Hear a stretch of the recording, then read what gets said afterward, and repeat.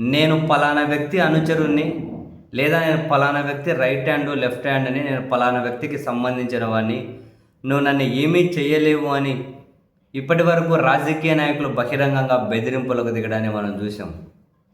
కానీ తాజాగా ఏకంగా జమ్మలమడుగు మున్సిపల్ కమిషనర్, ఒక ప్రభుత్వ ఉద్యోగి వెంకట్రామిరెడ్డి అట, ఏకంగా ఒక ప్రభుత్వ ఉద్యోగి, అది కూడా ఒక కౌన్సిల్ సమావేశంలోనే అక్కడ వైసీపీ కౌన్సిలర్లను ఉద్దేశించి, నేను ఆదినారాయణ రెడ్డి నియమించిన మనిషిని, అవును నేను ఆదినారాయణ రెడ్డి మనిషిని, ఆయన చెప్పినట్లే చేస్తాను, మీరు నన్నేం చేయలేరు అని చెప్పి కౌన్సిల్ సమావేశంలోనే వాళ్ళ మీద గట్టిగా అరవడం చూశాక నిజంగా ఆశ్చర్యం అనిపించింది.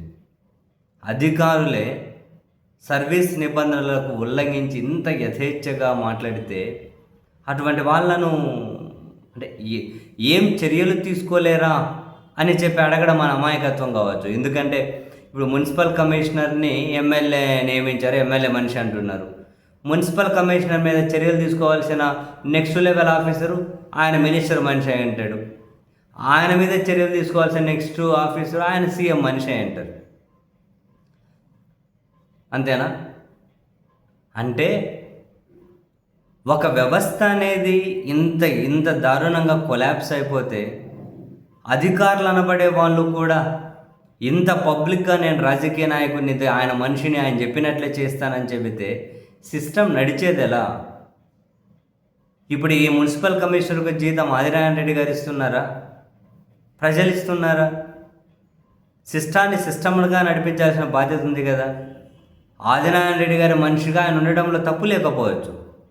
అయితే మున్సిపల్ కమిషనర్గా రాజీనామా చేసి టీడీపీలోకి, బీజేపీలోకి వెళ్ళొచ్చు. లేదు, రాబోయే స్థానిక సంస్థల ఎన్నికల్లో ఎంపీటీసీ కానీ జెడ్పీటీసీ కానీ అవసరమైతే పోటీ చేయొచ్చు ఆ కమిషనర్. ఎలాగైనా తను ఆదినారాయణ రెడ్డి మనిషిగా నిరూపించుకోవచ్చు, ఎవరు అదేమీ తప్పనడం లేదు. అని ఒక మున్సిపల్ కమిషనర్గా ఉండి ఈ విధంగా నేను పలానా వ్యక్తి మనిషిని, ఆయన చెప్పినట్లే చేస్తాను అని డైరెక్ట్గా కామెంట్స్ చేయడం అన్నది ఏ విధంగా కరెక్టో మనమేమి ఈ నాయకులను డిమాండ్ చేయక్కర్లే.